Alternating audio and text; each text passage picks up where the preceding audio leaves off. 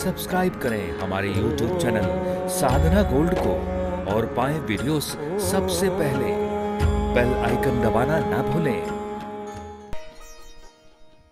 अब हम आपको एक मंत्र बताने जा रहे हैं। एक मंत्र हम आपको बताने जा रहे हैं, ये बच्चों को फायदा करेगा। अगर आपका बच्चा पढ़ता नहीं है, बच्चे का स्वास्थ्य अच्छा नहीं रहता है, तो दवा से ज्यादा काम करेगा। बच्चे को आप ये सिखा दो, कोई भी घर में आए तो उसको प्रणाम करना ही है, और वो प्रणाम करने लगे उसकी 4 चीजें बढ़ जाएंगी। अभिवादन शीलस्यो नित्यम वृद्धोपसेविना चात्वारी तस्य वर्धन्ते आयुर्विद्या यशो बलम। 4 चीजें बढ़ेंगी, आयु, विद्या, यश और बल।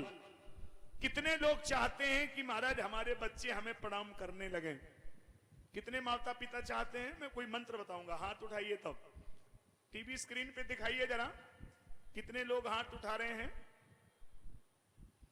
बहुत कम लोग उठा रहे हैं, कुछ लोग तो उठा ही नहीं रहे, मैं देख रहा हूं। तो अच्छा चलिए, धन्यवाद है उनका जिन्होंने हाथ उठाए हैं, वो हाथ नीचे कर लें। और मैं उनको वो मंत्र बताने जा रहा हूं कि वो अपने बच्चों को, निश्चित उनके बच्चे 15 दिन के भीतर उनको प्रणाम करने लगेंगे। व्यासपीठ से वचन दे रहा हूं, 15 दिन लगेगा। तो मंत्र कौन सा है? मंत्र यह है कि आप सवेरे जगना, दादी बाबा को प्रणाम करना, बच्चा 15 दिन बाद आपको करने लगेगा, और आप दादी बाबा को नहीं करेंगे तो वो आपको कभी नहीं करेगा। जयराम जी की। अरे आप घर के बुजुर्गों का अनादर कर रहे हो, जब घर में संस्कार नहीं डाल रहे हो तो बच्चों से उम्मीद करते हो? ये तो घर की परंपरा है ना।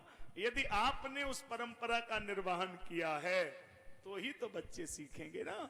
आप जो कर रहे हैं उस पर बच्चों पर गहरा प्रभाव पड़ेगा। आप जो है, आप कैसा आचरण कर रहे हैं ये आपके समझ में आना चाहिए। इसलिए घर परिवार में उस वातावरण का निर्माण करिए जो आगे आपके काम आएगा। यदि आप स्वयं संस्कार नहीं डालेंगे तो ये संस्कार कोई बाजार में बिकने की चीज नहीं है। माता जी लोग समझ लें, हमारे यहां संस्कार बचपन से है। पहले बच्चे का संस्कार क्या था? ये मैं पूछ रहा हूं, पूरे समाज से पूछ रहा हूं, बच्चे का जन्म कहां होता था? नानी के घर, दादी के घर, ये नियम था। अच्छा, एक शब्द हमारे यहां बोला जाता है, इटावा जिले में तो बहुत प्रसिद्ध है ये शब्द। कौन सा? तुम्हारा कोई नारा गड़ा है क्या? जैसे बच्चा कहीं ज्यादा जाता हो ना, तो उसको क्या बोलेंगे? तुम्हारा नारा गड़ा हुआ है क्या? तो पहले बच्चे का नारा कहां गड़ा होता था?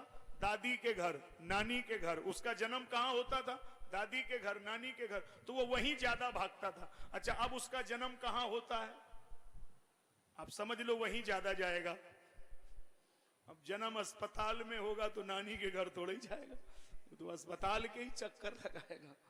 तो पहले उसका जन्म सही जगह होता था ना, दादी के घर, नानी के घर, तो वहीं भागता था। अब जन्म अस्पताल में, तो अस्पताल में क्या? तो ये संस्कारों की कमी आई ना। संस्कार, तो ये संस्कार कहीं बाजार में बिकते नहीं है। ये संस्कार हमें घरों में निर्माण करने पड़ेंगे। जन्म देने से कोई जननी नहीं होता, संस्कारान जनयति जननी भवति।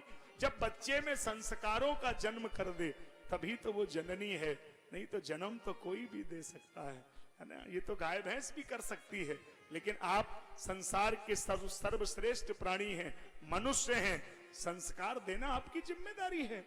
राम जी के संस्कार हैं, वो सबको यही सिखा रहे हैं। और मैं पूरे राष्ट्र से प्रार्थना कर रहा हूं कि अगर इस राष्ट्र को चलाना है तो ये संस्कारों से चलेगा। ये राष्ट्र संस्कारों से चलेगा। इस राष्ट्र की पहचान संस्कार है, और अगर हम उनसे विरत हो रहे हैं तो ये राष्ट्र नहीं बचेगा। हमारा पहला संस्कार है झुकना। अगर आप झुकेंगे तो आपको फायदा बहुत होगा। बोलो होगा कि नहीं? बोलो ईमानदारी से। होगा। झुकने से बहुत फायदा होता है, झुकने से बड़ा फायदा है।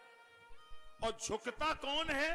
झुकता वह है जिसमें जान है, और अकड़ना ये तो मुर्दे की खास पहचान है।